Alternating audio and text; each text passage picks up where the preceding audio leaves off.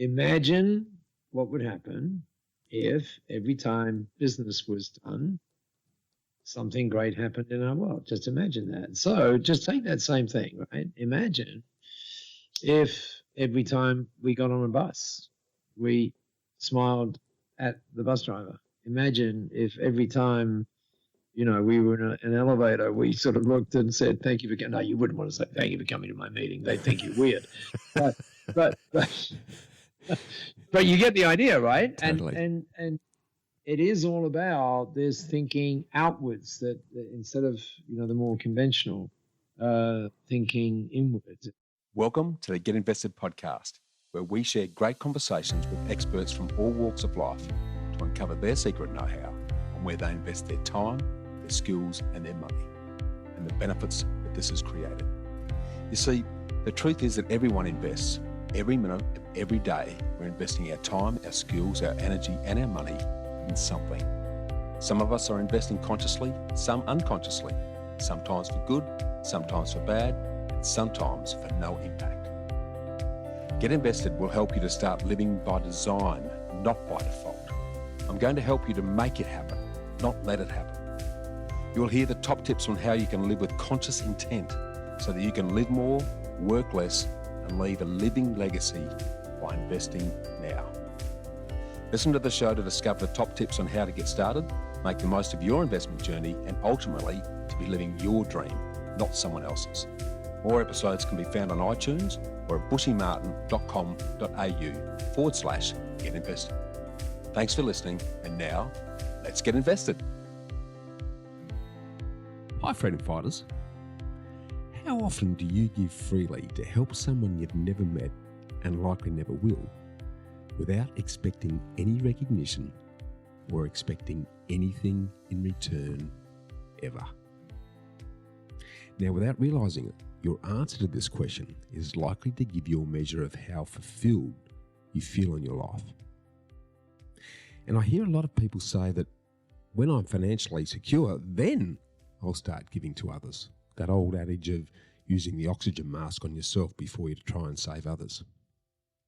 But just imagine if you could turn your everyday activities into an opportunity to create a transformational, life-saving impact on others less fortunate on the other side of the world. What if every email you send results in a tree being planted to save orangutans? What if every coffee you drink gives a meal to an orphan child? And what if every dollar we save our clients on their home loans gives a day's life-saving water to people in Ethiopia? Today's very special guest has turned these imaginary what-ifs into real-life transformational now-whens that are linking our everyday local actions to life-saving global impacts. This is the business butterfly ripple effect in motion. The butterfly effect is the concept that a small change can make a much bigger change happen somewhere else. So if a butterfly flaps its wings in Adelaide, a cooling breeze results in Africa. We're talking about Paul Dunn and the inspirational, life-changing work he and his dedicated team at B1G1 Business for Good are doing in partnership with givers and businesses big and small to improve the world for everyone's current and future benefit. More than anyone and any supporting organisation I know, he's motivating us all and giving every single one of us the hands-on ability to make a difference and make the world a better place, to contribute in a meaningful way to achieving the United Nations global goals for sustainable development. And if you haven't heard of the global goals, in 2015, world leaders agreed to 17 goals for a better world by 2030. These goals have the power to end poverty, fight inequality, and address the urgency of climate change. Guided by the goals, it's now up to all of us to work together to build a better future for everyone. You can check out the inspiring Global Goals video, We the People, on our Know How Property Finance website at www.khgroup.com.au/y-us. It's really worth having a look at. And if you haven't had a chance to get on board with Buy One, Give One or B1G1 Business for Good's Global Giving Initiative, click the link on our B1G1 Impact Scoreboard on our website homepage at www.khgroup.com.au. What I love about B1G1 is that every dollar you give goes directly to those in need. And B1G1's not about giving for guilt. It's about sharing the joy of giving every second, every day, in every way. For example, our Know-How business has currently given nearly 40,000 days of life-saving water to those less fortunate in Tigray in Ethiopia through B1G1.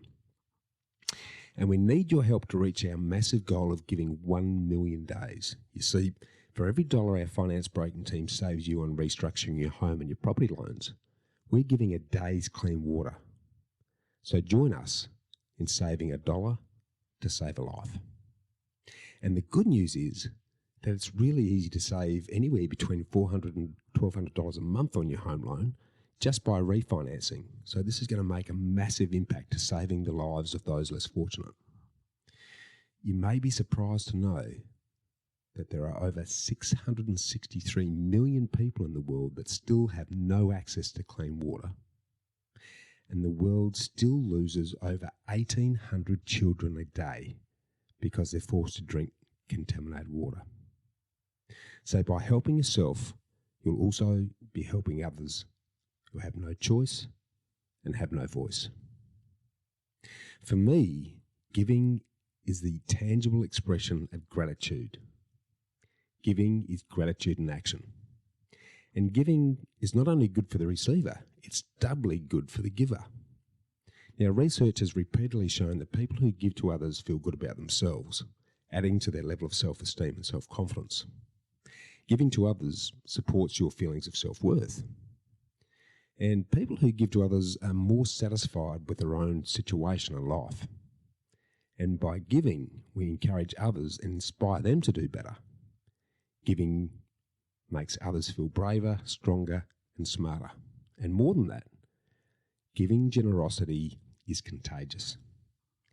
Giving makes us feel good, and when we feel good, we're better at making those around us feel good too.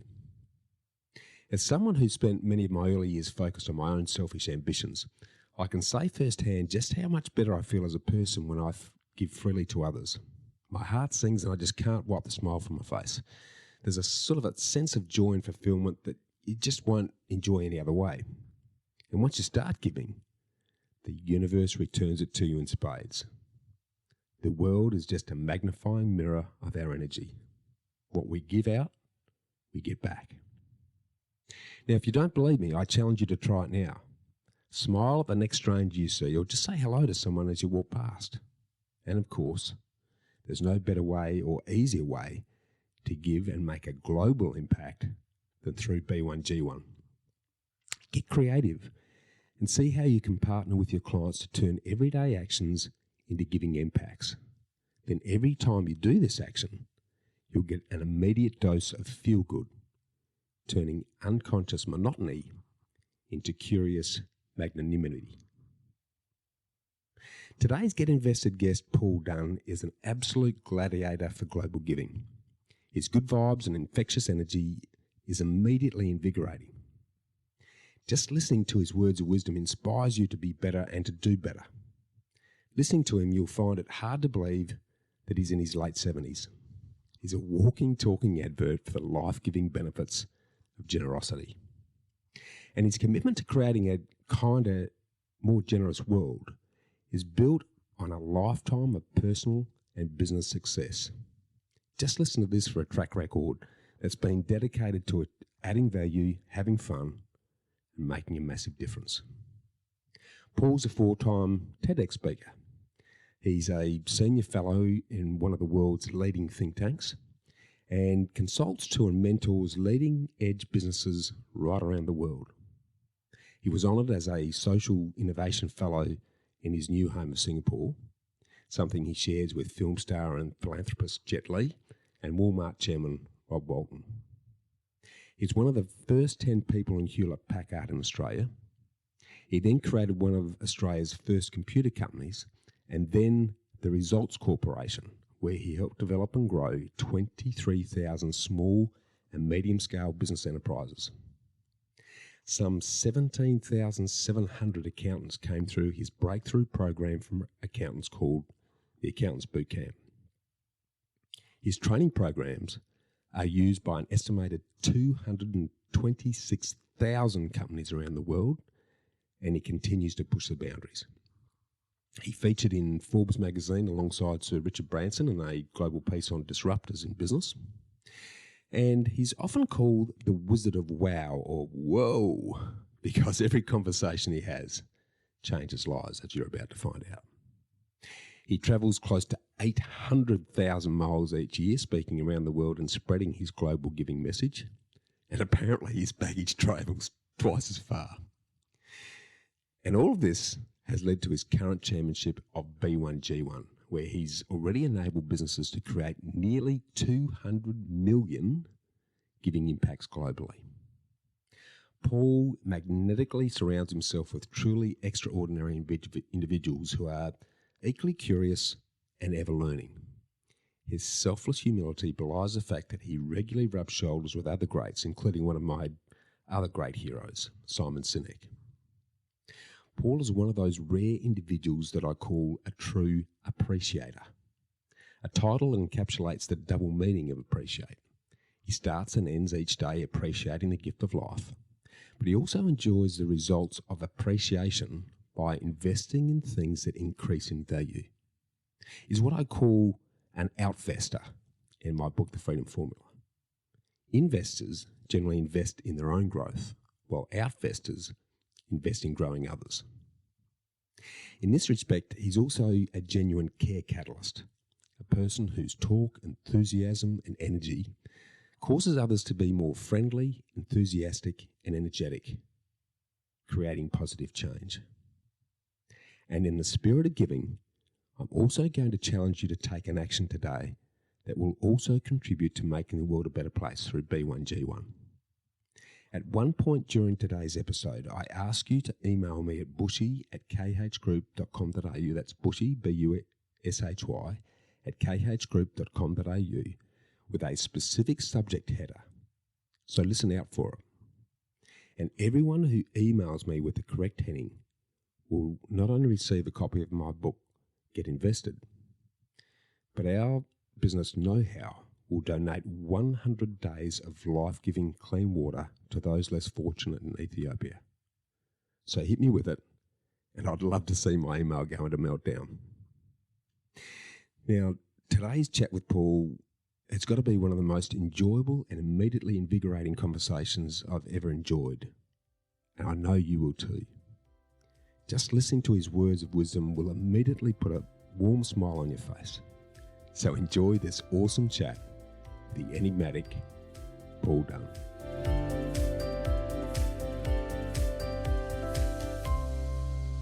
Welcome back, Freedom Fighters. Now, it seems that everyone's chasing a life full of joy and fulfillment. And I've learnt that it's found in ways that we often don't expect. You see, I've only worked out relatively late in life that true joy and fulfillment only comes when you give freely to someone else in need without them knowing it or ever expecting anything in return. Now, this is easy to do at the immediate one-to-one personal level, but it's always been a challenge at the business level to easily allow you to help others directly while helping those less fortunate, the voiceless and the innocent in need globally. Until now, that is. And to find out how, I'm really thrilled and humbled to have the pleasure of talking with one of my virtual mentors and timeless role models. He's what I call the David Attenborough of global giving, and he's the man who embodies and brings on the real butterfly effect, the infectious Paul Dunn. So a very warm welcome, and let's get invested, Paul. Oh my goodness, the David Attenborough, that was awesome, and it brought such a lump to my throat that I'm actually a bit croaky right now. So thank you for that. I just need a swig of tea after that. Hang on a second. But the funny thing about that, thank you for that, Bushy, and thank you for joining us as well, wherever it is you're listening. Funny thing you mentioned David Attenborough. I mean, he's amazing, isn't he? Isn't he amazing? Yeah, I think I've watched everything that he ever did, and one of the greatest things he did was when he was celebrating his 90th birthday, which I think was 3 years ago. Incredible. And there he was with President Obama. Obama had invited him to come and spend his birthday with him. So it was. I can't imagine the current incumbent doing that, but anyway. That would be a pretty. Mind you, let's talk about Trumpitis, because I think you suffered a bit of Trumpitis for a little while. Am I right in saying that, Paul? Yeah. It's easy to get obsessed with things when you're curious. Curiosity is an issue, but sometimes curiosity can take you too far. And you mentioned, and it was very nice of you to say role models and stuff like that. And so there are so many people, aren't there, that I remember. Well, I don't remember, but I know that in 1676, which, by the way, I don't remember. I might be old, but not but and you'll see why I was mentioning that, because that was when Isaac Newton actually was or Sir Isaac Newton was talking about some of his insights to the Royal Society in the UK, and that was where we got that expression. In fact, he began his chat that day by saying, I'm doing this by walking or standing on the shoulders of giants, those who go before. And just as you were mentioning what you just mentioned, I thought, you know what, that's so true. Because a friend, here's a giant, a guy called Dan Priestley, who I mentor, and, Dan, I think, from Dent and KPI. And, it's interesting. I mean, Dan said a while back, he said, your environment dictates your performance. And that's so true. That is really so true. Dan's basic proposition there was, if we're working at Google for a week, we're going to be probably a little more creative during that week. But I read something else which relates to your comment about the current incumbent last week, I think it was, where I think it could have been Seth Godin actually, who said your narrative determines your performance as well, which means that it's not just the people we surround ourselves with, it's actually the stuff that we surround ourselves with, the things we listen to, the things we read, they all influence so much what we're doing. And hopefully one of the better things that people listen to, Bushy, is your podcast. So. That was a long way for a backhanded compliment, and you'll get, there you go. Thank you everywhere by saying that, mate. And what I love about what you've just said as well is that in this current day and age where we are so digitally interconnected, if we start filling ourselves with positives, then the digital world sends us more positives, because it finds out what we like and then sends us more of that. On the contrary, if we start going down rabbit holes that are full of negativity and criticism, then exponentially we're going to see more of that. So it's an interesting world we live in, and I think the mental food that we feed ourselves with, and the narrative, as you well quoted from Seth, around surrounding ourselves in the messages that are meaningful to us in life is an absolute key to enjoying life these days, mate. And as a sort of a rounding back to, and a great start, thank you. But for those who don't know Paul Dunn, can you sort of give us a quick summary of who you are, what you're doing, and where you're heading currently, Paul? Well, yeah, quick summary. A quick summary when you were born in 1943 is a little bit difficult. Well, I tell you what we'll do. Let's focus on the today, and then I'm going to go back. Okay, I'll go back to 1943 in a minute, because I'll be very interested to dig into the journey and your learnings on that path as well. And by the way, for the potential listener who might say, "Oh my God, are we going to go through all of that?" No. But we just are the salient points, just the headlines. That's the one. In an exciting way, exactly right. Exactly. So what I have the absolute privilege of doing, and it's an interesting story as to how this happened, is being the chairman of a company that you kind of referred to in the introduction there, which is called B1G1. It used to stand for Buy One, Give One. And it's this extraordinary idea that just imagine what the world would be like if every time business was done, in whatever way it was done, if every time business was done, something great happened in our world. So let's just take some interesting, things on that. So, for example, imagine if every time an email was sent, and by the way, 2.7 million of them are sent per second, right? So imagine if every time that was done, a kid got access to education or water or something, right? Just imagine, and it's possible. Yeah. Because it costs you 1 cent to do it in B1G1. Or imagine, if someone has their morning coffee. In fact, they might even be drinking it right now, and they've bought it from, a place somewhere. Well, imagine if that place they bought it from said, every time you have a cup of coffee, something great happens, and they could determine what that something great is. Or, I got back here home in Singapore last night at 1:30 in the morning, and I was actually speaking all day in Bali. So when I got off the plane, one of the things I do, and a lot of other people now do, by the way, is they because we in B1G1 know the carbon dump, if that's the word, of every plane that was ever invented. And so what we do, and so we know that carbon dump is bad, but tree planting is good.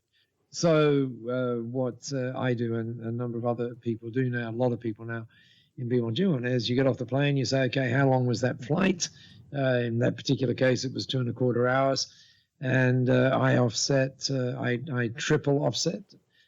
So it actually would be, if I was just offsetting, it would be 1.3 trees, which is a bit difficult. So 1 tree, let's say. Mm-hmm. But I triple offset, and the triple is because probably the guy who sat next to me didn't do anything, and the other one is for the crazy politicians who say it doesn't matter. So it's very simple. So that giving, and again, your introduction was so on.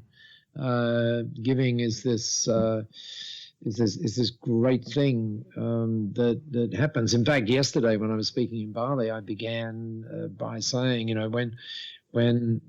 when people talk about, getting your stuff together, they say, well, what you got to do is look inward. And I understand that. I really do understand that thought. And I don't want to say it's an incorrect thought. But I think when we look outward, it becomes different, because when we look outward, we're fundamentally not focused on ourselves. We're fundamentally focused on, what's going on out there. And as you look at what's going on out there, you might just go, what? I can impact that. Right now. And, and so as a result of that, extraordinary things happen. And there's never been a time like this that we are in. I mean, how lucky are we? when it is so easy to make things happen that, you can, as you can have all you need is a computer in a bedroom, and you're in business, right? And you can get, the free software, the free this, the free that, whereas years ago, you just simply didn't have that flexibility. And, of course, you can be anywhere in the world. You can be a digital nomad, and you can be connected and part of the great things that are happening. So there you go. That's a long answer to what on earth am I doing, but there you go. Well, let's dig into the why of that a little bit more then. Why are you doing this, Paul? It's someone of your wealth of wisdom who could be kicking back doing nothing, who's had a very successful business career. Why are you doing what you're doing now? Well, that's a great question, and the reason that it's a great question is not because I happen to know the answer to that, but because my friend Simon Sinek said it this way. He said differentiation comes from clarity of why, and the reality is when when we have that clarity of why we're here, like what are we here to do, then life changes. And by the way, it's not always clear what that is. And so I think that for me, for example, I could not have imagined that I would be doing what I'm now doing. And as a result, my why changed. So if you go back, years ago, when, I was running all these wonderful businesses and doing, great things, if I used to think back then that business was all about two things. I used to think that business was about adding enormous value to the people that you were privileged to serve. And I also used to think it was about fun. Right? By the way, I still think it's about those two things, but then something happened. And one of the and maybe this podcast is something like that. I think we need to understand that where we're at right now is a sum of, or at least is the result of, all of the moments that have gone before, right? And I specifically trigger this idea of moments. Because there are times when we see stuff, when we are impacted, and you go, oh my God! And as a result of that, you change direction, or you just add direction. And so I had one of those moments in 2006, which related actually to what happened in 2004. And just to remind you, I'm thinking of Christmas Day or Boxing Day, 2004. Which was, you may remember, the tsunami. And in 2006, something happened to me which actually related to that tsunami, and as a result, it absolutely changed my life. Can we drill in there a little bit? What actually happened in 2006 that had that profound impact, mate? Can we go into a bit of detail there? Do you mind sharing that? Not at all.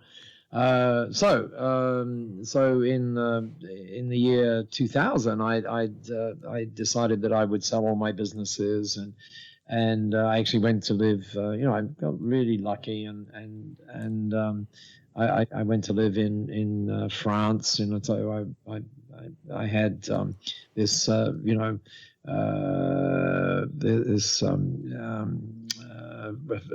lovely French house, and 18th century farmhouse, actually. Nice. And I'd spent 3 months there, and I'd spent 3 months back in Oz, and then 3 months there, and then 3 months traveling and stuff. So it was pretty good. And then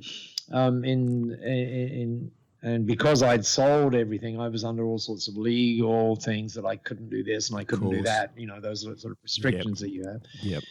And so then you probably get that that was supposed to be my retirement plan, that I was going to be there. But sure. But yeah, exactly. That was challenging, right?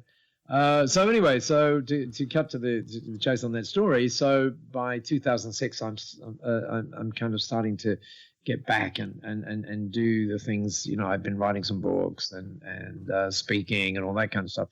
And here I was in Bangalore, and I was actually attending, really supporting a friend of mine who was doing this program in Bangalore. And on the Saturday that we were there, one of the delegates, a guy called Alex, who was from India, said, hey, Paul, what are you doing? You got any plans tonight? And I said, well, actually, no. He said, well, would you mind having dinner with me? And he said, I've got someone I'd like you to meet. I said, sure.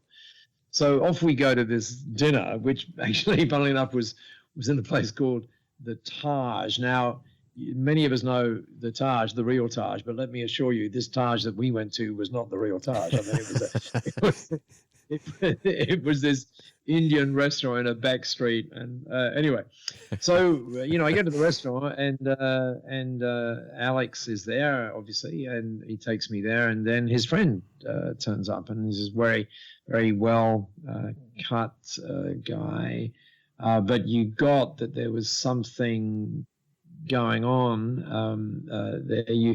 So anyway, so I put out my hand and I said, "Hi, I'm Paul Dunn." And this is one of those things that I wish I'd never said. So I'll tell you what actually happened. I said, "So hi, I'm Paul Dunn," and he said, "Hi, I'm Pastor Selva." And I can't believe I said this, Bushy, but I actually did. I said, "Is that pastor? Is it PASTA or PASTOR?" I cannot believe I said that. I like your sense of humour, though. Yeah, but I did. I did. Yeah, I did. I can't believe I said it. Anyway, so he said it's PASTOR and Indian guy, and so we went inside, and then as you do, you start sharing stories, and so I said, "Well, tell me your story," and he said, and it wasn't easy for him to tell the story, so he said, "Well, 4 years ago, this was in April 2006, and he said, 4 years ago, my church asked me to go to create a community in a little island just off the mainland in India." Mm-hmm. And he said it was great. We built this beautiful little church and everything else. And then he said, but 15 months ago or 16 months ago, that all changed. And I said, "Oh, really? What happened?" Now, I should have calculated, right? I should have gone, okay. But I said, "What happened?" He said, "Well, it was a Sunday." And he said, "We were in Sunday school." He said, I had 12 kids in this Sunday school. And all of a sudden, he said, we heard this noise, the like of which you couldn't imagine you would even hear. And the kids were sort of terrified. And I said, everything's going to be okay. And just stay there. And he said, I opened the door and I looked out. And there was this, about 3 kilometers away, there was this massive wall of water that was clearly going to engulf us. And so at that moment, I got what he was talking about, and notably the 2004 tsunami. And so, as you do, I said, "Well, what happened then?" And he said, "Well, I said to the kids, let's play a game." And he said, "Let's all hold hands and run to the high ground." And so the kids did that, and they ran on the high ground. And then he said, and so we stood there, and we watched as the church was crumbled and washed away, and then we watched as their parents were washed away as well. And at that point, I really can't remember exactly what I said, but you after a little while, let me give you the sense of it. So I said eventually, I said, obviously, oh my God, and what's happened since then?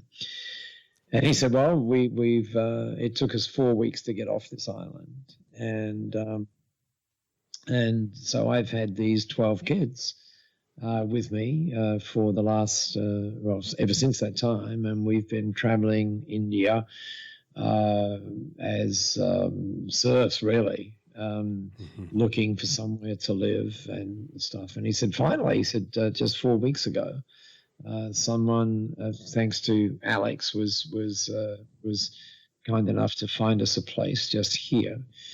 And he said, but that doesn't solve the problem. It solves one problem. So I said, well, what are the other problems? And he said, well, now, the kids need to go to school. They need uniforms, which you do, by the way, in India. The government tells you that school is free, but it's not because you've got to have a uniform.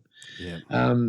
Which is why there's believe it or not, a 90% dropout between primary and secondary in India. Good grief. But anyway, so...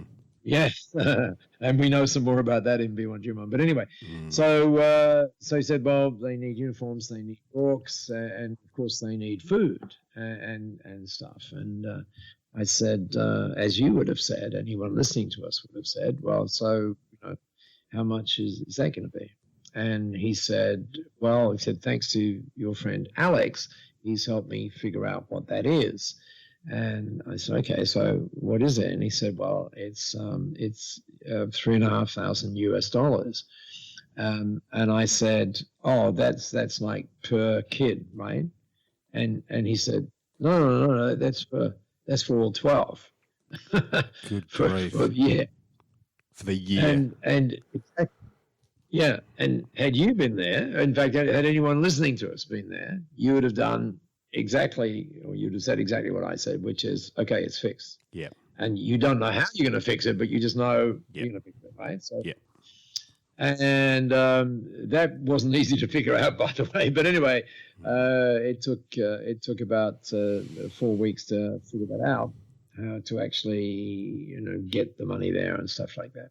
Mm-hmm. And then about 5 weeks, maybe three or 4 weeks after that, I get this email, and the email is from Pastor Silva. And what happens is he's gone down to a internet cafe, and he's sitting there, writing the email. And he's also borrowed a camera, and he's taken 4 shots, which he's attached to the email. And I remember going through these shots, and the first one is a long shot of the house, quote unquote house, that someone has gifted him. Yeah. And the second shot is inside this quote unquote house, and it's basically a tiny room. There's a little tiny kitchen off the back of it, and anyway, and these 12 kids are sitting around in a circle, right? And it's got bowls of stuff in front of them, and he says, a little commentary, he said, see, and you look at that photo, you'll see we now have food, so thank you. And then the next shot says, and the kids are now going to school. And you see the kids, same kids, obviously a different day, but there they are again in a circle, and they've got their books and their writing and all that kind of stuff. Amazing. So that was the verse 3, and then the fourth shot was the one that really did it, and what he'd done, he took a close-up shot of the outside of the house, quote unquote house. Mm-hmm. And across the top of it, they painted in letters probably about 9 inches high. It said, and so reading across the top, it said, Paul Dunn home. Oh. And well, oh, man.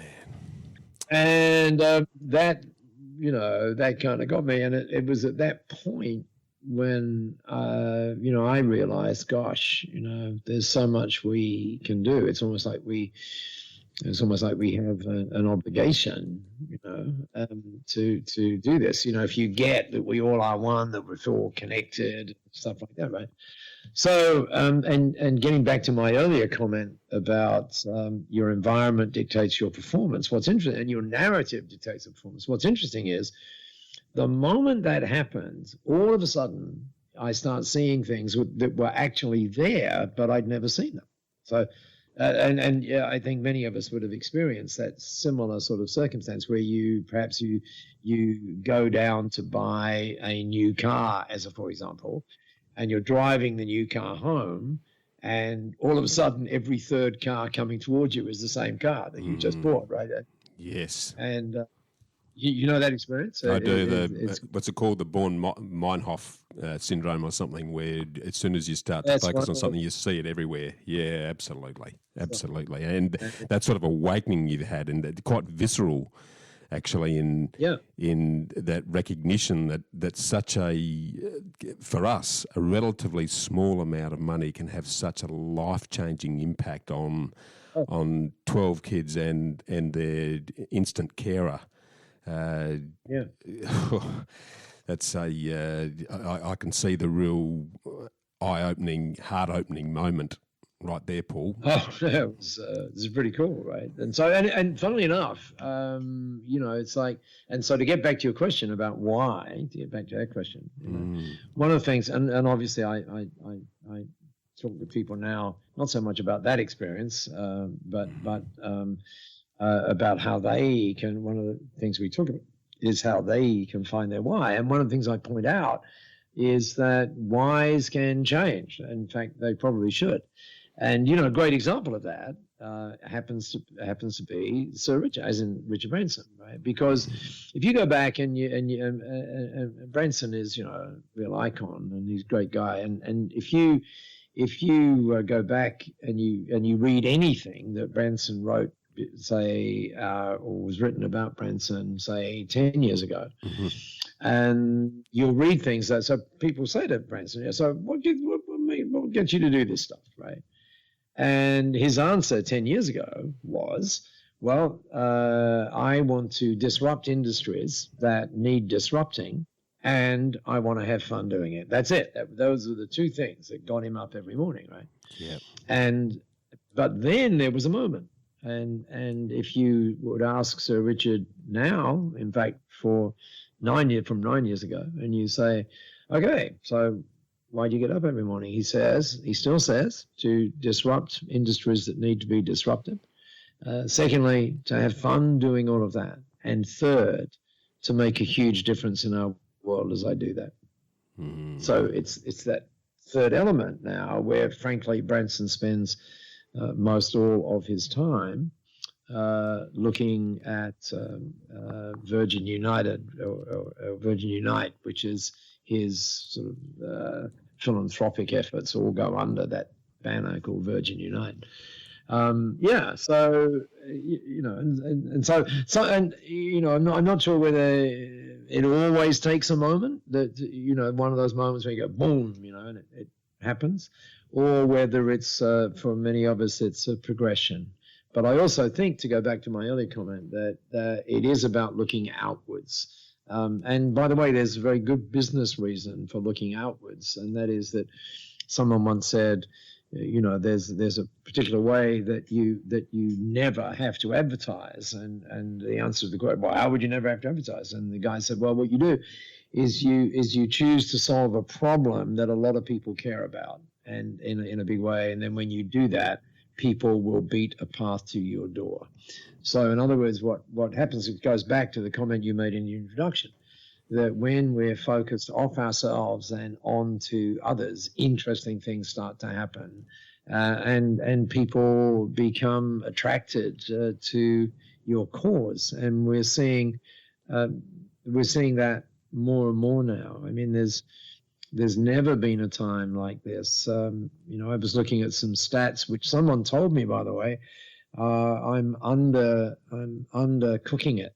The stat that I saw was that every hour of every day in Australia right now, there are 64 new businesses being created. That's a stunning number, right? Now, another friend of mine who's involved in that says it's actually more than that, and he's got some other stats from whatever government department puts those things out. And you go, well, why is that? Why? Well, one of the reasons is something we touched on before, that it's now easier than ever to start a business, easier. Yeah. But I think the reason is that there's this awakening. Really, that's probably a sort of a woo-woo word to use.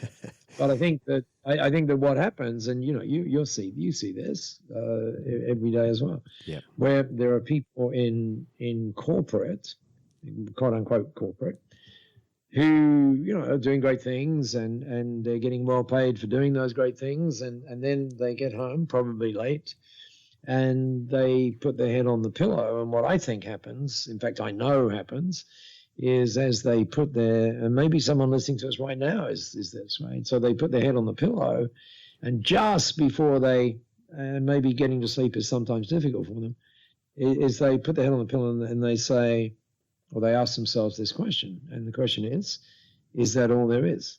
Is that all there is? And by the way, if you're listening to us now and you've asked that question, the answer is, no, it's not all there is. Just to save you going through it, right? There is more. Right? Yeah. So, beautifully put, mate. And I think what I guess we're all seeing is that the system's changed and the means of production are now in our individual hands. It's not controlled by the corporates anymore. And singing, unfortunately, the corporate world is very much in a race to the bottom because it's all about doing more with less and the ever global competition. So to jump out of that and get some time back, but have the ability to have a real and meaningful impact on people's lives, whether that be immediate and first hand or through just the fantastic initiative that you've created with B1G1 to be having massive impacts like Pastor Silver and the 12 kids with the things that you can do through that mechanism. It's just, I've been searching for you for years, Paul, and B1G1. No, seriously, because it's and my good wife, I credit my good wife with this. She's one of those rare individuals who's always giving to others, always has and always will. And freely, without looking for any recognition whatsoever. And it took me a long time to cotton on to, and again, this is almost sounds selfish, but the sense of joy you give from helping someone in a way that they don't even know you've done it, I don't think there is any other feeling that is quite so deep as that. And with the mechanisms you've created, and I'm not going to underestimate or underplay just how difficult that task must have been to accumulate the 600 odd projects you've got around the world where every one of the impacts that I'm making and my clients are making, and we're doing this in partnership effectively to help others and doing it in a way that we can see it. It is quantifiable. We can actually measure how we're going. You know, all these really business fundamentals about looking at your performance and setting goals. To have that very positive impact is just an absolute rarity, and I can't commend you and your team enough for having not only the vision but also the passion, the persistence, and the discipline to actually see that through to make it something that is really having a massive impact on improving our world, mate. I just can't commend you enough for that. Well, that's thank you. Thank you very much for that. And it's it is the other thing that's interesting about that is you're very good at putting lumps into my throat. It's very interesting because just this morning, I was talking with someone in Wangaratta actually, and this particular guy, his first name is Scott, and he said, because the reason I'm telling you this is because you mentioned about your wife and women. Here's the truth. I think this is not meant to upset all the guys, that women get it. You know, women get it. That's not to say that we guys can't get it. True. It's to say they get it intuitively, right? But we have to work at it. Anyway, I'm talking to this guy in Wangaratta, Scott. Yep. And I said, Scott, so he was on what we call a discovery call, and where he booked a call basically. And I said, so Scott, how can I serve you best this morning? And he said, well, let me tell you the story. He said, my two kids, who are 12 and 10, were at a thing called the Super Camp with somebody who knows you. Their name is Heather Yelland. And Heather does this stuff with the kids, and it changes the lives of the kids. I can't believe what's happened to my kids as a result. And he said on the graduation night, which my wife and I went to, he said it was amazing. And Heather did this big thing, about B1G1, and she'd actually got all the kids involved, right? She got all the kids involved that when they were going through this incredible experience that they get at Supercamp, that the kids have to get involved in giving in some way, right? In choosing something. And he said, I saw the impact on my kids. And being Australian, he said, so mate, I'm here to join B1G1. Awesome. Cool. Awesome. Exactly. Through the kids. That's through the kids. I love that. I love that that our kids often wake us up to things that are staring us in the face, but we get ourselves so busy or so focused on things that we think are important, but are often only just urgent. And then there's an awakening of the kids that brought us back to what's really important in life, mate. So Yeah, that's the pathways are awesome, and I think what I love about this generation, the generation coming through, and I'm sounding like an old man now, but the generation coming through often get criticised, but I think they are more giving, more understanding, more appreciative and empathetic of the world and others than certainly my generation was in the 60s, and that gives me a lot of optimism about the future, Paul. Well, it's really interesting you said that because we don't often think that way, right? The older you get, the easier it is, right, to get into kind of judgment mode, right? It really is easy to do that, and that's one of the things that we obviously shouldn't do. But what's interesting, just on that, is the data now shows that to be true. So, for example. There's a guy whose name is Lawrence Fink, and he's the CEO of BlackRock, which is the world's largest managed fund. He controls the fate of $6.35 trillion every day, and so. Yeah, and he's regarded as a bit of a poster boy for. It was he who said that we, for the first time on Wall Street, that we have to have this social conscience now. That basically said, if you don't have that, we're not going to give you any money. Basically, love and it. then last year he said, we are now witnessing the biggest transfer of wealth that we have ever seen. And he talks about $24 trillion, which is flowing from, as he puts it, baby boomers into, as he puts it, millennials. And he says what's interesting about that flow of wealth is that the millennials, I'm not sure I like that word so much, but you can be 42 and still millennial, right? Yep. So I said he said they have a totally different view as to investing, and he said we now know that 84% of those people are preferring to invest in what's called impact investing, right? That they want that to be underpinned by the Sustainable Development Goals and so on. Yeah. And he said, that's never happened before in history. And just last week, actually, I'm not into these financial products, but particularly, but there was a big bond that was issued in Europe, and it was a $2.5 billion bond, and it was called an impact investing bond built around the Sustainable Development Goals, and it was 4 times oversubscribed. Wow! In Australia. One of the accountants from an accounting firm that shall be nameless, but you would know it if I said it, but looks at impact investing, talks about a 715% increase in impact investing in the last 2.5 years in Australia alone. Fantastic. So, isn't it? And so,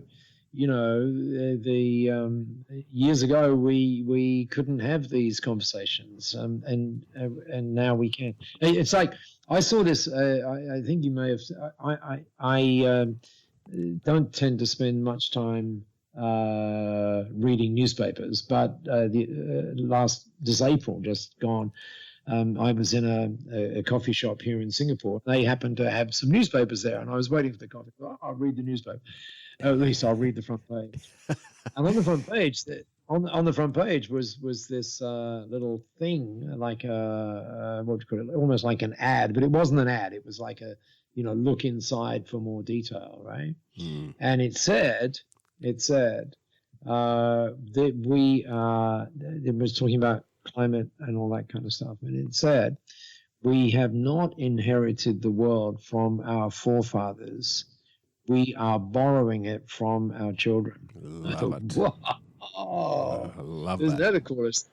What a fantastic paradigm shift in really waking us up to what we're doing today is going to have a major impact. Exactly. On so brilliant. Exactly. exactly. So when the politicians talk about the things that the politicians talk about, you know, I think it'd be interesting if they just had their children next to them, and if they sat down and came to the same height level as the children, and said, "Hang on a second, if I was looking at this through your eyes, what would I see? What would I see?" And you know, I think the picture would be a different picture. I really do. So yeah, true. it's yeah. What I love about this is the growing recognition that money is inert. Really, it's not either good or bad, which it tends to have connotations. But as an enabler, as a fuel that we can use to create freedom and fulfillment for people globally, if it's embraced that way, it can do an immense amount of good. And we've now got the means to do it through the awesome system that you've created in making that easy. It's just but we've also got. I mean, I think the other thing that's interesting is that we tend to think. Let me just go back to that comment that I made about, you know, we all are one. People, I've got to say, people sometimes look at me kind of like weird, you know. And I can't believe no, it's true. I mean, I will do. Sometimes I will do weird things. Like the weirdest thing I do. The weirdest thing I do is I get in a lift, or for our American friends, an elevator, and you know how when you get in a lift and everybody turns and faces the door. Mate, we must have been brothers from another mother, because I face the other way and I say hello. And you get the strangest looks. You get the strangest looks.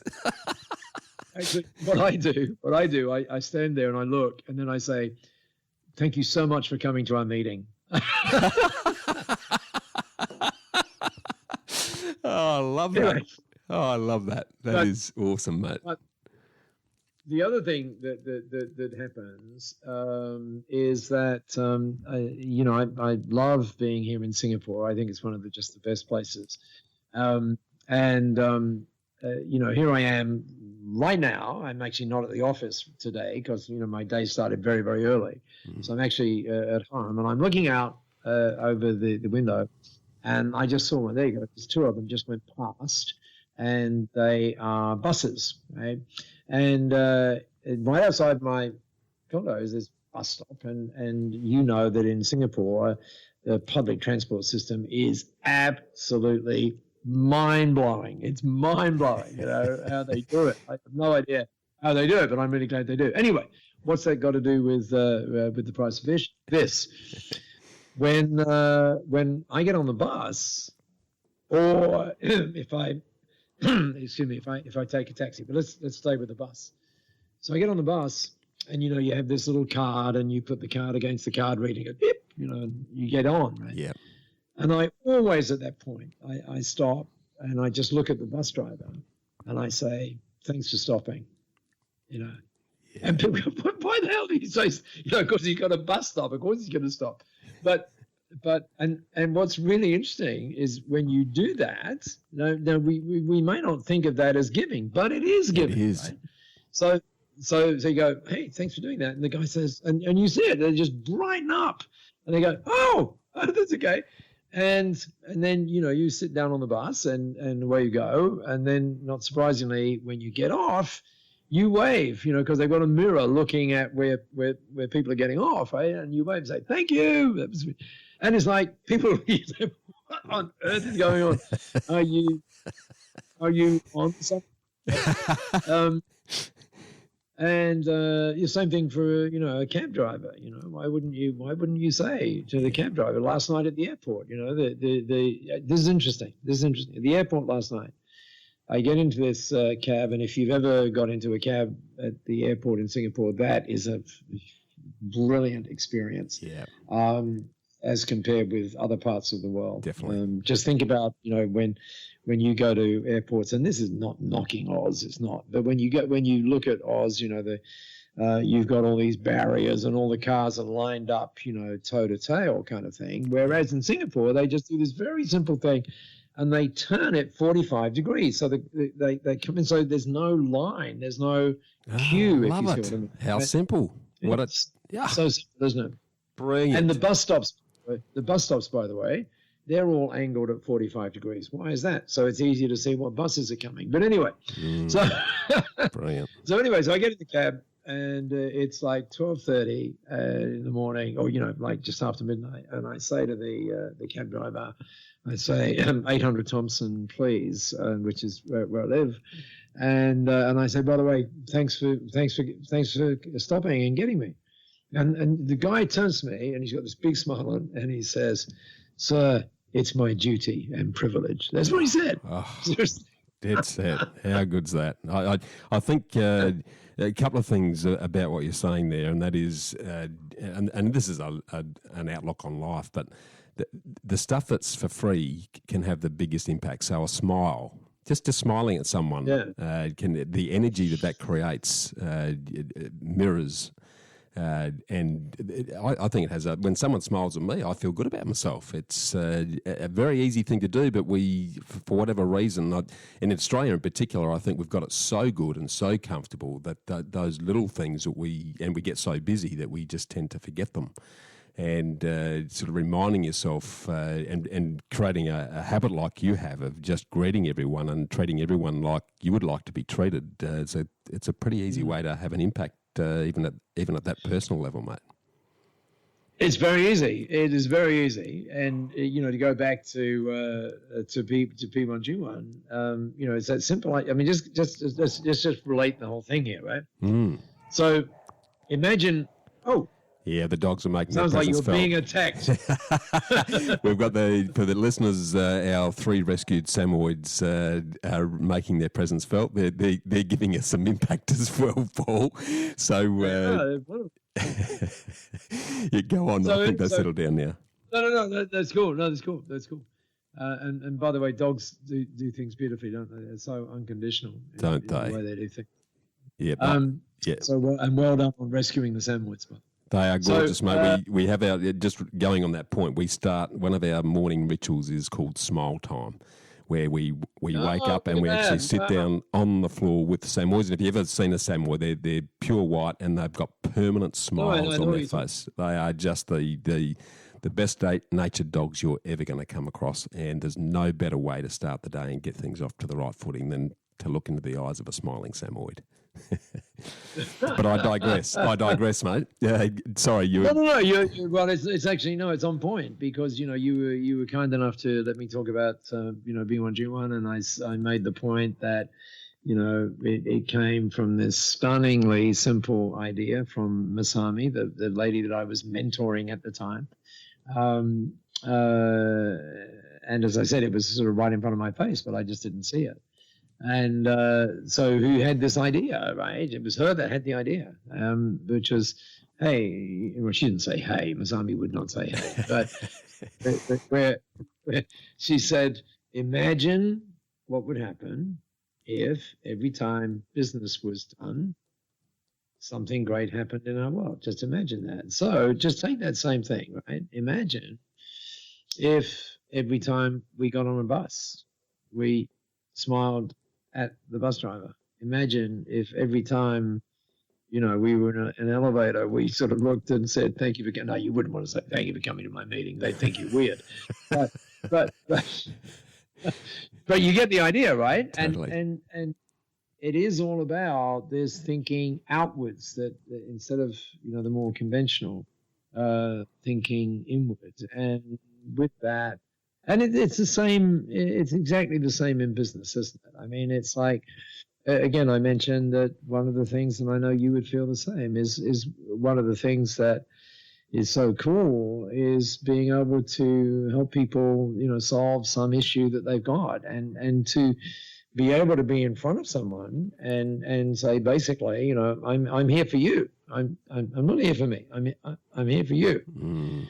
And when you, you wouldn't come out and say that necessarily, but once you go there and you're in those meetings, here's the reality: you will see things in a way that you have never seen them before. And it's just, you know, it is, how can I put it? It's now, you know, it's hard to talk about it because it just seems so obvious to me. You know, it's like, and I think also the other thing that, you know, people talk about, you know, the energy and everything that they, you know, when I'm speaking, always people say, oh, where do you get the energy, you know, from? And I think, and often, you know, you see people are like, yeah, you know, and it's okay occasionally to be like that. I mean, we're all going to lose it occasionally. But you know, being guys, you know, what we do, Bushy, is we, you know, we go into our cave and we disconnect and, you know, all that kind of stuff. Mm-hmm. And but the by the way, I had one of those the other day, but I'll tell you about that in a second.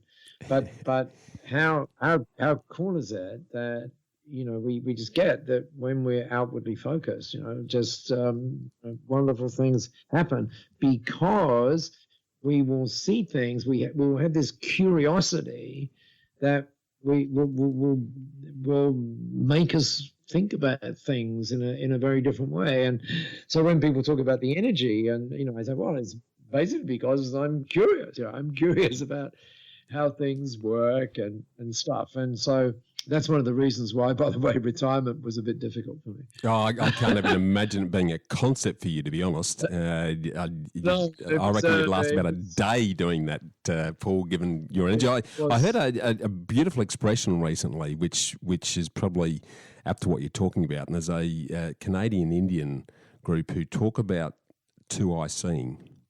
And what they mean by that is that one eye looks at today, the other eye looks at tomorrow. And because what I've found, most of us have grown up in a world where we're taught to focus on one thing and put everything into that one thing. And it might be our job. So our job's got to give us our happiness. It's got to give us our satisfaction. It's got to give us our income. But if we start looking two-eye seeing, so today is the eye looking at today is looking after our immediate needs, but the other eye is looking to tomorrow and the future. Suddenly our whole thinking changes. And I thought it was a beautiful expression. It's something that they've done inherently, I don't know how many eons, but I thought what a great way of flipping our thinking and starting to really think about, coming back to what you said before, sitting down at our children's level and looking in them in the eye and looking at the world through their eyes. It forces us to start taking a completely different approach to decisions that we make day to day. Mate, I want to touch on a couple of things that you've skidded over as we've gone through the journey, and you mentioned that I've been very lucky, and I just want to talk about that because I used to say the same thing, and then I thought, well, I'm probably not lucky actually. I've worked hard enough and made choices that have allowed me to live a very privileged lifestyle, but I wouldn't call that luck. What are your thoughts around that? Well, yeah, it's interesting. I think we all have different reactions to different words, and so, for example, let me take the opposite of luck for a minute. And I was once in a program, and I was there supporting a guy who was starting his speaking career, and I won't mention his name. Sure. But anyway, so I'm there, and this guy's out the front, and I'm in the sort of towards the back of the room, and at one point he makes the point that, you know, Paul Dunn is in the room, sort of thing. So everybody looks around, and he says, and what I want to do is I want to talk about failure.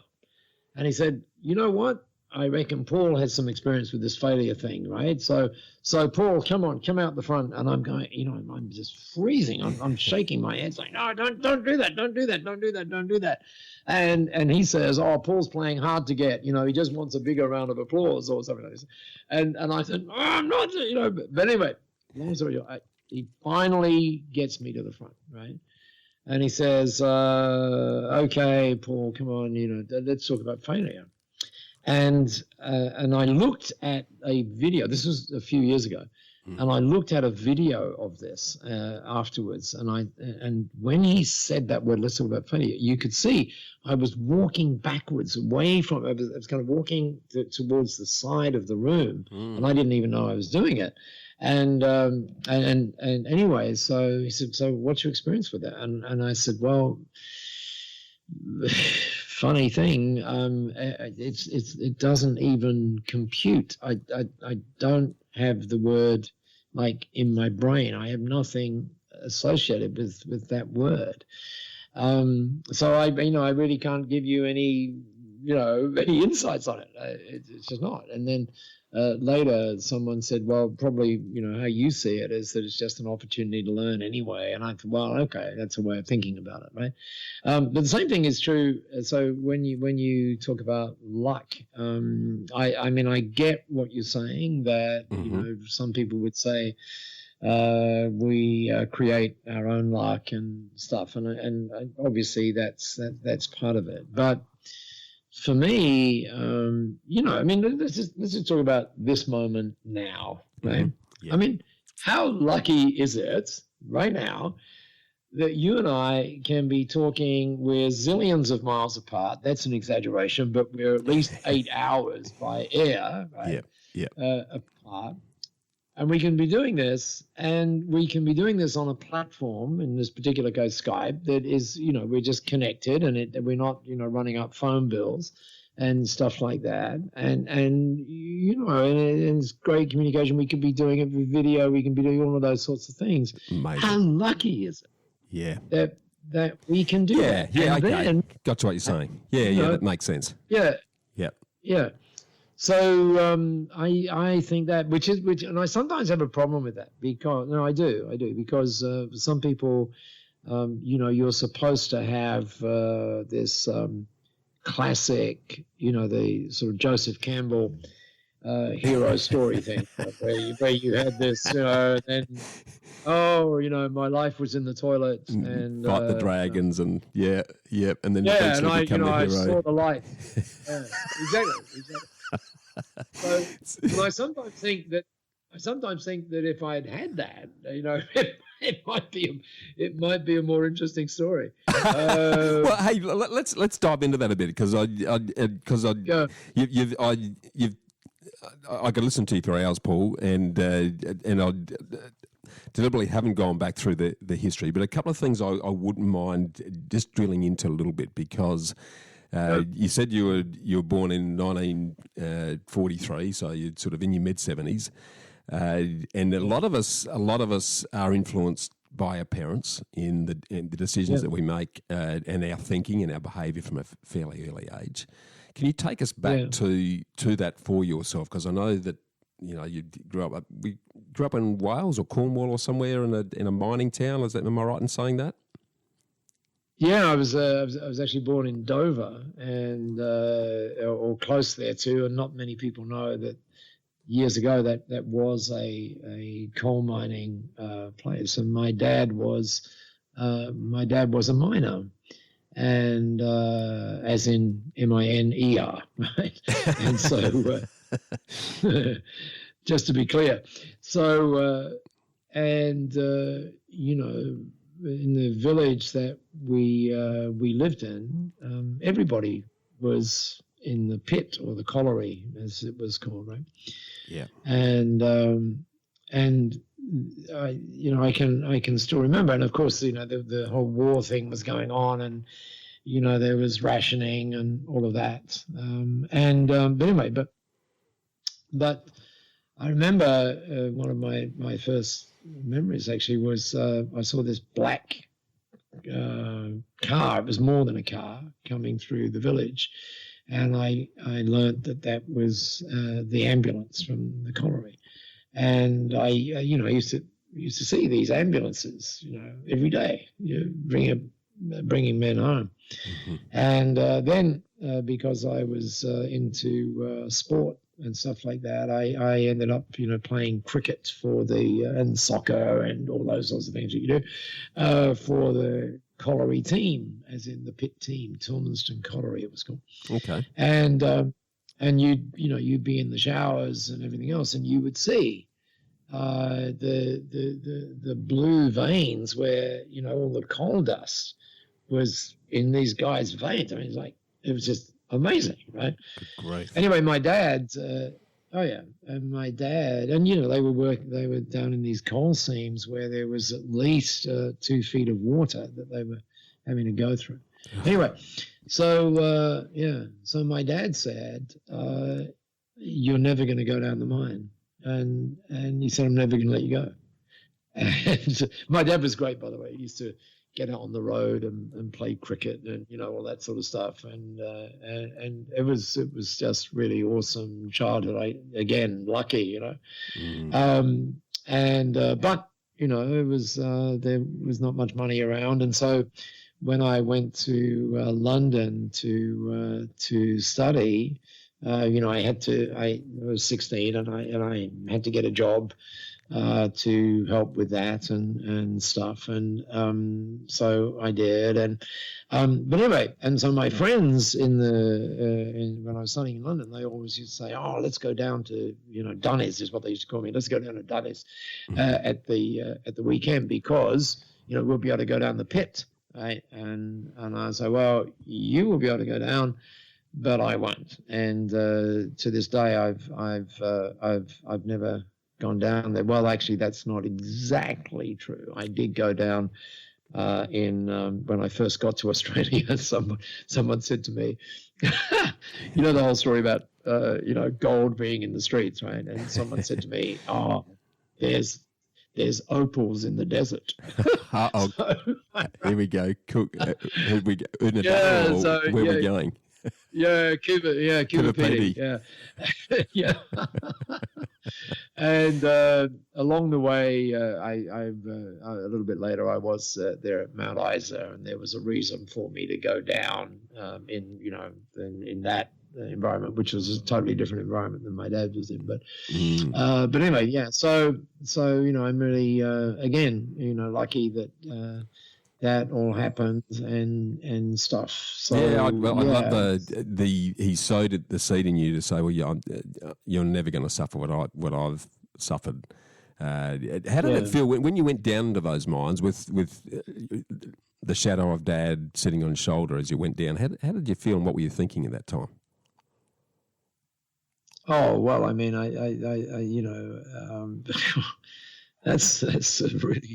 that's a really brilliant question, actually, because you suddenly get, thank you for the reminder, that, our parents are really on our shoulders, aren't they? In lots of ways. Mm-hmm. Well, I mean, the only, and I don't want to overuse the word, but the only thing that I can think of is aside from the fact of being grateful. As a friend of mine does this really interesting exercise where you stand up and he does this whole thing about your ancestors. And recognizes, that the chance of you having the parents you had, who had the parents they had, who had the parents they had, the chance of everybody surviving, right, through that whole thing is like so small. I mean, it's like, it's amazing. And so this friend of mine, he has us at one point, occasionally we be together and he will get a group of us to just stand up, and we one of the things that I'm so impressed by is this whole thing of bowing and acknowledging. And so you stand there and you literally bow and you say thank you, and you to the parents and the grandparents and the great grandparents and the great grandparents, right? And it's really it's really an interesting exercise. And then what's really interesting is to do a 180-degree turn. So you're now looking the other way. And now what this friend of mine asks us to do is to imagine our children and their children and their children, if you see what I mean,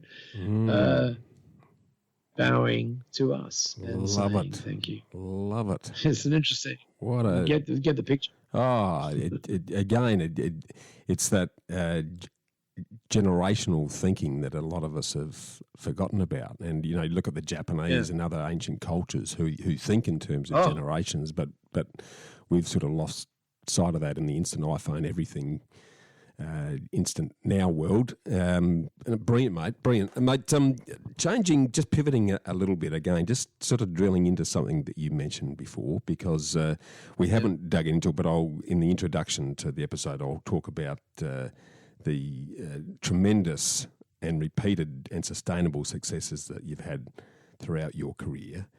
You mentioned that you had and I'll call it a sabbatical rather than a retirement on a beautiful what a great name! French, I love that. a French farm. I can see that being what triggered that event. What triggered you saying, right, okay, I'm selling up, I'm out of here? Because I'm guessing that you strike me as someone who's 200% or nothing. You're either all in or you're all out. And if you're all in, you're all in. But that would have its challenges in relation to relationships, to marriages. And I'm talking because I've been through a similar experience and paid the price for this in losing my first marriage for that very reason. And I'm looking at your history, I'm seeing this tremendous rise. What can you talk us about that at time? What triggered the move to France, and then I'll drill in a little bit to that if we can. Yeah. Well, you are very insightful, because I know that you don't know. The time is just before the dawn of the millennium, as in 2000. Mm-hmm. And I'm in a hotel in Chicago. It's actually the Ritz-Carlton. And the reason it's the Ritz-Carlton, by the way, that's not me big noting myself saying I'm staying in the Ritz-Carlton. Because what we were doing at that time, I had this thing that was I still every week someone says they remember it. Literally that happens. Was this thing called the accountants boot camp, and I was working with accountants, and we would take these accountants out of their comfort zone because they wanted to stay in Motel 6 and stuff, and we would put them in this amazing environment. And we would talk with them about the fact that most accountants, if you ask them, so what do you do? They would say, if they're being really honest, they would say, well, we report on history. And what we were doing for 4 really solid days, we were saying to them, well, that's okay, but what if you took another perspective on that? What if you said that what I do is I help my selected clients create history? Wouldn't that be different? Love it. And so we had 17,700 accountants came through that, and I got sort of honored for some of that stuff. But anyway, so what would happen is at the end of every one of those boot camps, and there might be 400 people in the room, I would make sure that we would play this particular song, and that was the time to leave kind of thing. And I would make sure that I shook everybody's hand on the way out. Wow. Yeah, I did. Very personal. And it took a while. Oh yeah, people. I mean, the stuff that people told you when you did that was like amazing. And every. I mean, I know people are going to say, no, this is exaggeration. No, it's not. Every single person who came through that said, this changed my life. Yeah. And so we were sitting there on we meaning my then partner, as in romance, a romantic partner. Mm-hmm.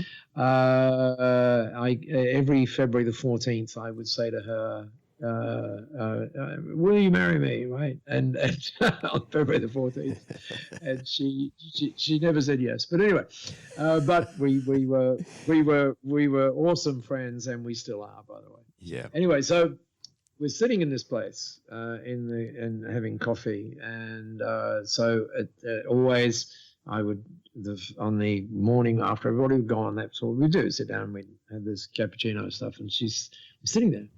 And I said, wow, isn't it great that we're changing people's lives, Yeah. And she looked me straight in the eye, and she said, "Maybe it's about time you looked at yours."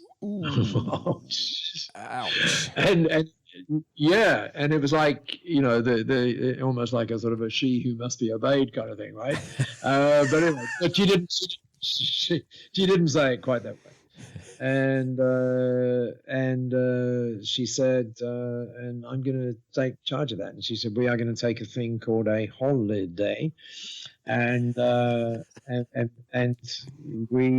she just read Peter Mayle's book about a year in Provence, and she said, and we are going to Provence. And I remember, and she said, and you're going to leave your computer system in the office in London. At that time, we had offices all around the world in London, and we're just going to go. And I remember through gritted teeth, I said, I am so looking forward to that.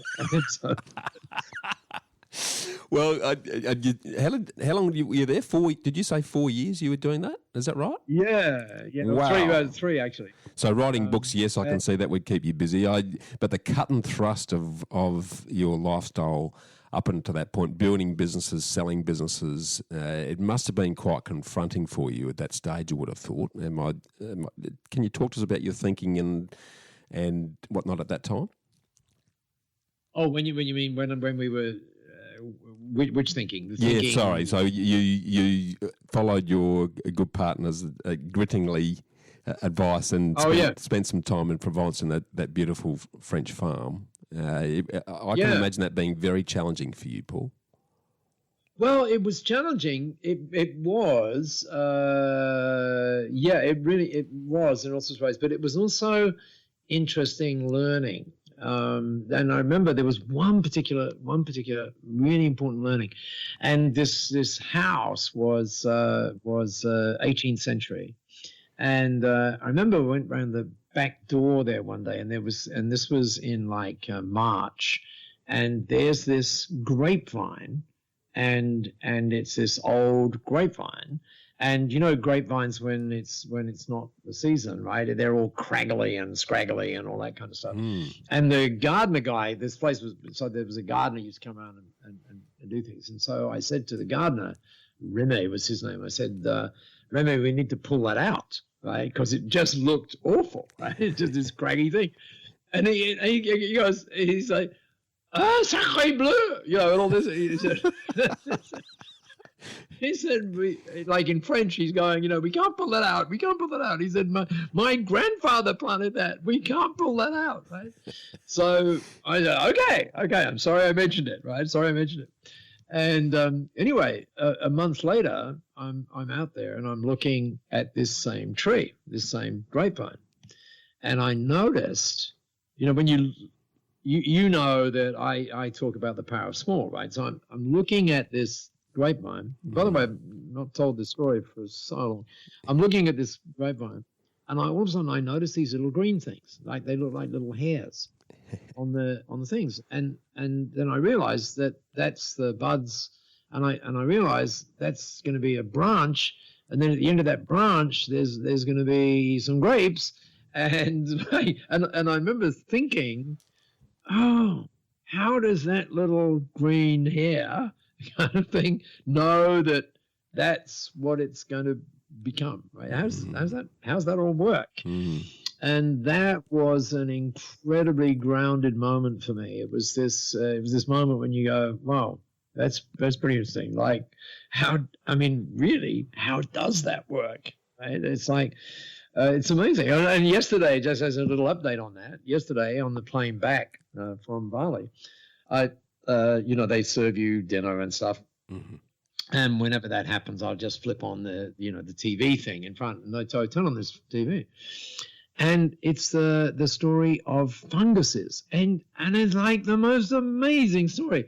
Bushy, you and I would not be here if it were not for mushrooms. Right. Seriously, yeah, funguses are just the most amazing thing. I can't remember the name of the documentary, but anyway, it's all about funguses, and you find out how fungi can drill through rock. They can It's amazing Incredible. stuff. They're building blocks, aren't they? And I just Are. picking up on your story there. What I love about your fascination around the little green shoots on the old vine. It's almost an analogy for your life and mine. I'm seeing this myself because we've both lived really interesting lives. But what's exciting about our lives in the future is those green shoots are the shoots of learning, because we both have a passion for every day for learning something new and transforming us through the seasons so that we produce the fruit that can then feed others, mate. I just think that's a really good mental picture of your life today, and why you continue to have the passion and the energy to want to give so freely to others, mate. I think it's awesome. That's, mate. Thank you. That's really nice. See, there you go. I'm lucky again, aren't I? So thank you. Well, I think it's. I just love the mental pictures that you paint, mate. Your ability to create emotional feelings with words is exceptional, Paul. And but just pivoting slightly, mate, because again. I get to enjoy a very privileged life now as a result of the investments that we've made in our business and in property and other things. You yourself have clearly very successfully built and sold a number of businesses, which I'm guessing has funded a good portion of your lifestyle. What else have you invested in apart from those businesses that allows you to enjoy the lifestyle that you now enjoy? Well, it's very interesting you asked that question, and I figured you might ask me that question. So yes, I've done a little bit in property, but probably not as much as I should have done. And the reason for that is that you notice through all of this, the one word we haven't spoken about is actually money. We haven't spoken about that. No. It's interesting, right? And that's not by design. I mean, that's just how it works. And so I've always had an interesting relationship with paper. I really don't like it. You show me if someone wants to give me a receipt for something, I don't want to take the receipt. I mean, I'll go into the bank and I'll say, "Can you please fill out the form for me? Don't show me the form. I don't want to do it." And so I think that thing is there, and also because I think that when it comes to investing. That there's times when I try and do it myself, and I'm spectacularly unsuccessful when I do that. Other than when I'm investing in companies that I'm aware of, if you know what I mean. Yes. But when it comes to other things. Then I rely on others to say, okay, this is a good thing, and so on and so forth. And so, and I'm fortunate enough, I guess, that those people tend to get it right, and because that's what they do, right? Yeah. Whereas my own when it comes to things like self-managed super funds and stuff like that, I don't self-manage, which is probably a bad admission. No, it's not. I actually, what I love about what you're saying, and it's something that a lot of people don't realise because they don't trust enough people. But success is a team game. There's no question. Whether it be in your business, whether it be in helping others, whether it be in investing property shares, you name it. It is a team. It's an elite team sport. So if you're smart enough to recognise, well, I'm not actually a player here, but I'll get the best players that are going to be able to do that for me, then that's a step that most people don't actually get to. That's probably why you've been so successful in business. So is that right? Yeah. So full marks for that, mate. I love your thinking around that, mate. mindful of your time. I feel like we've scratched the surface here, Paul. I can't wait to actually meet you in person. I've been wanting to do that for years, but I'm going to make sure that I make that happen at some point. But Let's do that. Yeah, I want to sort of shift into what I call the ambush session, which are just 5 quick questions that the listeners always like to hear our guests' answers on. And the first of those. And I've got to tell you this. Sometimes when I get interviewed, people say, "Would you like me to send you the questions?" Right? And I was like, "Don't dare send me the questions. Right? I don't want the questions." Right? So, good. So, good. But, you know the reasons why, right? Because that's not the way life works, right? You don't know the questions, right? Stuff just comes at you, and you've got to figure it out. So no, go for it. Love it. This will be fun. Yeah, great. Well, I'll get you to machine gun dance then, that being the case then Paul. So, and they're pretty easy. So they're pretty easy questions. But okay, your favourite quote and why? Oh, my favourite quote. Okay, my favourite quote comes from. Oh, by the way, it changes every week because there's one that I really love. I mean, in fact, am I allowed to? Can I go? Absolutely, please. Okay. The quote that underpins a lot of the things that I talk about these days is a quote from none other than Seth Godin, who, as you know, gets up every morning at 4:30 in New York and writes the most amazing blog on the planet. Present company accepted, of course, with you. But anyway, and he said, and by the way, I've filed, which is stupid because I don't need to do this. I mean, it all happens, right? I've filed every single one of those. I got filed away for the last 13 years, which is really cool. Yep. So, because I sometimes feel I will be in a wheelchair one day, and I want some good stuff to read. So anyway, so here's the quote. To get to the quick one. So the quote is this: right? The challenge is not to be successful. The challenge is to matter. I love that. Wow, that is just it. Isn't it great? Because, when you think about your parents and you think about school and you think about all of those things, everybody said, well, you got to be successful. You got to be successful. But no one tells you that is an interesting way is to matter, right? It's to matter. And the more you matter, then the more successful you can become because you move from being dispensable to indispensable, which is sort of cool. So that's brilliant, mate. Yeah, that's the first one. What's the second one? Yeah. The other one, well, and this is going to sound like a religious thing, but it's absolutely not. So it's not, but it's absolutely 1,000% not. Because that's like an open question. But I once met Neil Donald Walsh, and Neil Donald Walsh, of course, is famous for his first book and a series of books, which were called Conversation with God. Now, it's not a religious thing, but it's a worthwhile book. It's in fact the whole series is worthwhile. Yeah, isn't it? It's all about part one, right? It is really a great book. Yeah. And he once said this. He said you do not measure the success of a leader by the number of followers they have. You measure the success of a leader by the number of leaders they create. And that was pretty powerful. That's brilliant. I love it. Again, the element of serving and helping others that underpins that is, again, it's very cool. Clearly central to your mission in life, mate, which is obviously why you continue to do so well and have so much impact on transforming and helping other people's lives, mate. I just absolutely love that.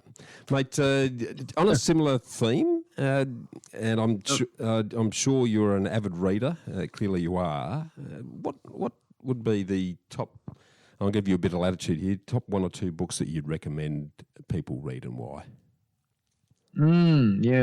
I frequently go back to Charles Duhigg's book, and if that's Duhigg, Charles Duhigg's book, and it's called The Power of Habit. And what I particularly like about that book is the most interesting thing about Mr. Duhigg is he's a journalist, which means he knows how to write. Yep. And the moment you open that book and the moment you read the first two paragraphs, you go, oh, and he puts you in this scene, which is in the military, and he paints these two contrasting pictures, and it's just a brilliant book, and he's absolutely right about what he says in the book without question. So that's a really, really awesome book. Yeah. The other one that seems to have more life than a cat, or more lives than a cat, is and there's an interesting backstory to this. So many of us would know Michael, as in Michael Gerber, who, by the way, has a couple of years with me. And I remember in 1990 when I was reading Michael's first book, which is called The E-Myth, right? And many of us would know the phrase that he uses, working on, not in, on the business. And I remember reading that book, and I got to page 31. I remember it so clearly. I got to page 31. It was December 1990. I'm reading the book. And I got to page 31, and I go, oh, my God, this is amazing. This guy has written this book just for me. It's amazing. He's talking about me.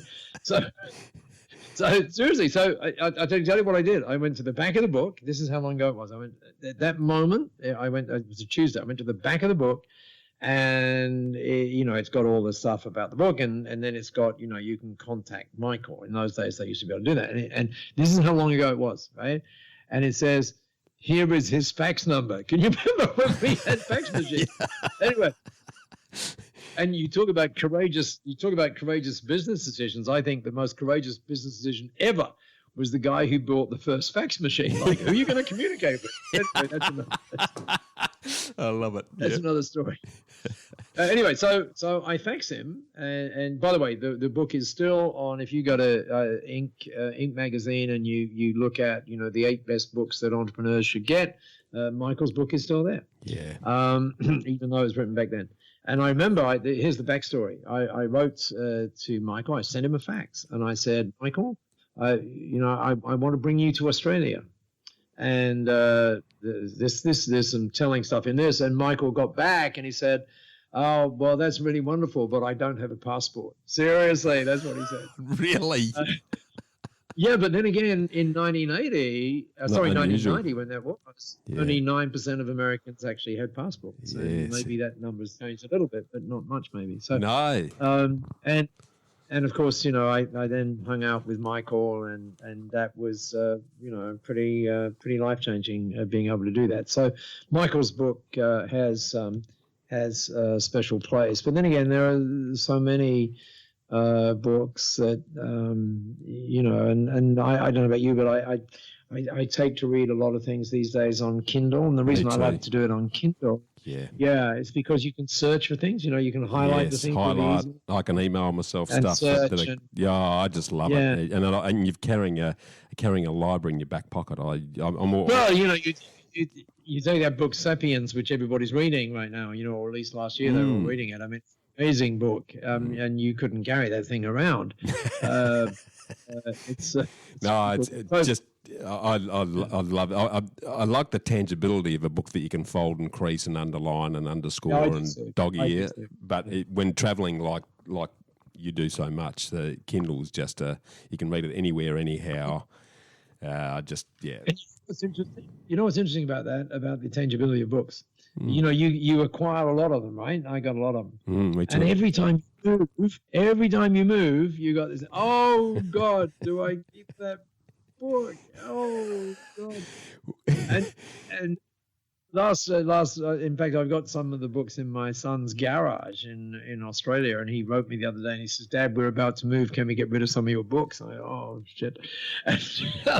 And I actually there was one there from 1974 when I was 1970 when I was studying, and it's just a fabulous book by a guy called Fred Turman. But it's a big, thick book, and I had to let it go. Wow, it's tough because it chronicles a part of your life. You only got to look at the spine, and it takes me straight back to where I was, what I was thinking, what I was doing at that time. So the little life's milestones books, I think. Certainly they are for me, and I have this challenge with my good wife, who must have been a Buddhist in a past life, because if something hasn't been touched or worn or read for 6 to 12 months, we're giving it to someone who can benefit from it better. So exactly. The gifts that keeps giving. No, that's awesome, mate. What about just a slight pivot then back onto investment? And I'm talking here not necessarily about investing in cold hard property shares or whatever, but it can be investment in time and learning, in resources. What's the worst and the best piece of investment advice that you've ever received? Oh, okay. In terms of investment of time, don't watch TV is a great piece of investment. Yeah, totally agree. In terms of that.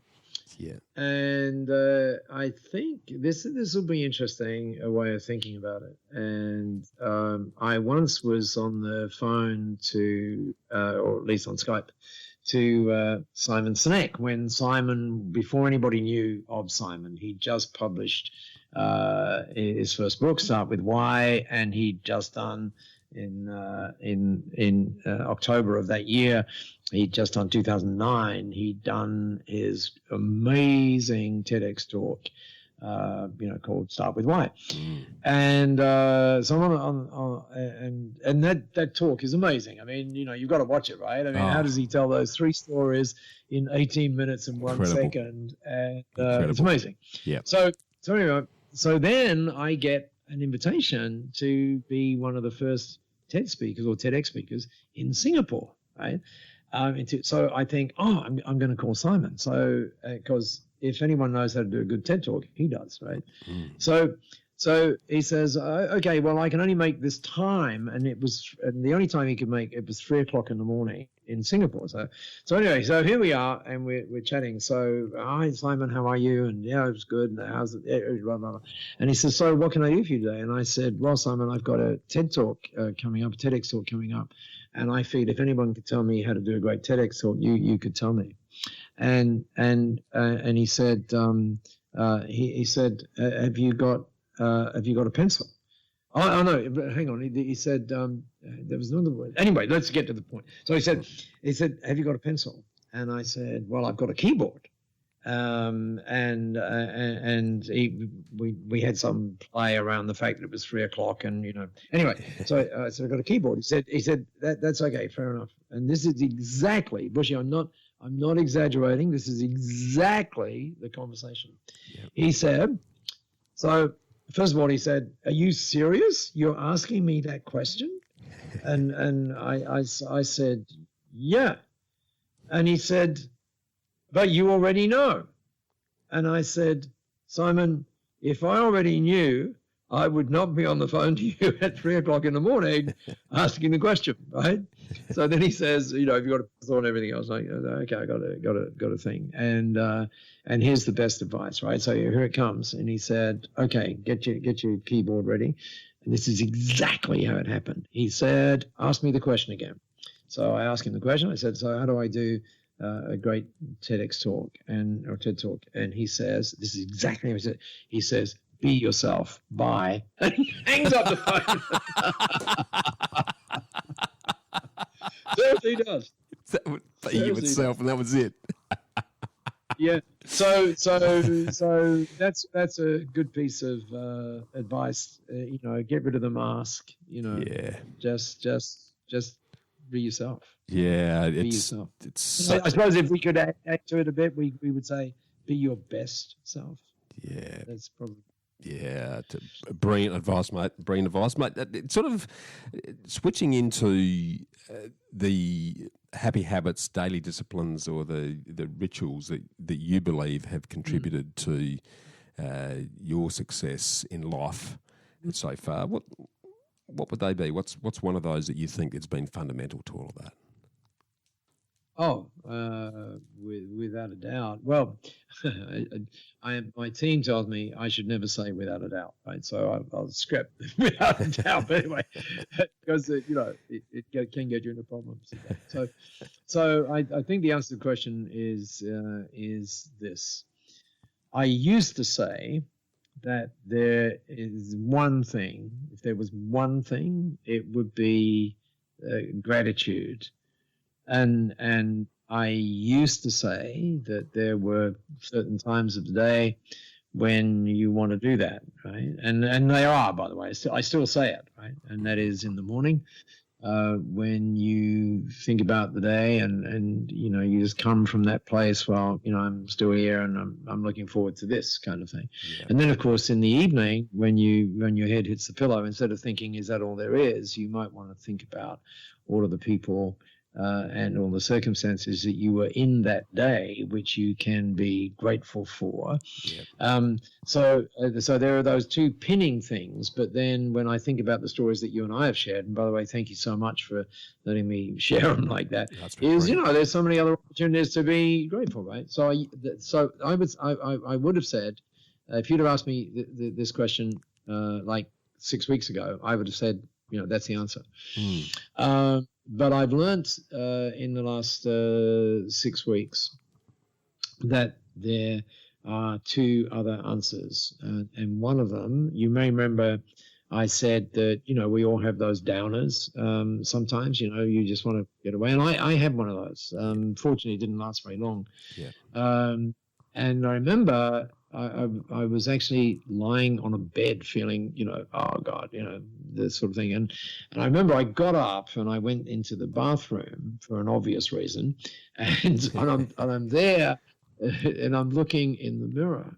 And I don't know why this happened. I have no idea why this happened. But when I'm looking in the mirror, I thought of the word. And the word I thought of was moment, right? The thing that you and I have been talking about, moment. Yeah. And then I put the word moment there, and then I thought, for some reason, I have no idea why this happened. And I thought of treasure.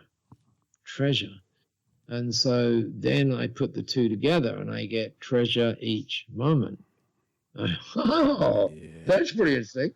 And the moment I got treasure each moment, guess what? My disconnect had gone, and all of a sudden I was connected again. So that's, I think. But the other thing is this one.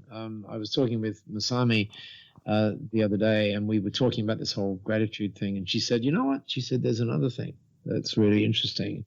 And I said, what's that? And she said, judgment. Meaning. Do not judgment about what you should invest in or anything like that, but just do not judge people. Just, do you know what I mean? Just try and spend it. Try and suspend it. And and that's a huge learning for me, by the way, at this point in life. Well, so gratitude, judgment, and acceptance. I flip it onto acceptance as the thing that. Well, there you go. So exactly. I like. Yeah, and the reason I say that is that I contend with the same things, Paul, and this is where the beauty of the female intuition is. They are far more accepting. And my good wife keeps clubbing me over the head and instantly reframing. If I find myself starting to judge, then she'll pick me straight up on it, and then we'll reframe that thought and put a positive inflection on it and accept the situation for what it is. And we don't know what someone or something's going through. We never know what's behind the exercise. So it's a very good way, I think, to keep ourselves on track, and that's the beauty of our partners, Paul. The power of two. There's no question about that, mate. I want to close on a question that you posed so beautifully in your recent book, better business, better life, better world. And I think it's just an awesome question. And that is, if you're, and let's put it, rather than your grandchildren, let's put it in your children. So let's say it's Kai and Myra. What would be the best advice you'd give them to help them get invested and build a better business, a better life, and a better world? Yeah, well, it's a great question, and the answer in the book is it talks about whenever I get to speak, and the good news is, Bushy, that I updated that, and so this is going to be new for you as well. Great. So in the book, I talk about whenever I go on stage, there are two words that I used to use for 32 years. I used these two words. And the words that I used were, I would say them in the back of the room as I'm being introduced. I would find a reflective surface and I would say, for them, for them, for them, for them, for them, for them. And that would help me get it off that it's not about me, if you see what I mean. It's about the audience. Anyway, about 18 months, in fact, just after that book was published, I was watching, someone said to me, have a look at this commercial from the Norwegian government. And I'm looking at this commercial, and if you can imagine this completely white screen, and as you look at the white screen, there's this guy comes in from the right-hand side of the screen, and he is the most biggest, he's like the ultimate Harley rider, right? This guy is huge. He's got chains off him. He's got tats everywhere. He's got earrings in every orifice. And he hasn't even got leather sleeves on his jacket because his muscles, which are very heavily tattooed, and this guy he's got his arms folded and he just sort of walks in to the center of the screen, and you're going, your instant, just getting back to judgment, you're instant thinking, what's this about? And then on the left-hand side of the screen comes this, let's just describe, so you can get the picture, let's just describe her as like an alternate kind of a person, right? And she's very thin, not overly thin, but she's quite the opposite of Harley guy. Yeah. And she stands there. And then in the back, you see other kind of quote unquote odd characters, kind of, who you wouldn't necessarily choose to hang out with, right? and then all of a sudden, the Harley guy goes over to the alternate woman, and they just stand in the center of the screen and they just hug. This is a beautiful hug.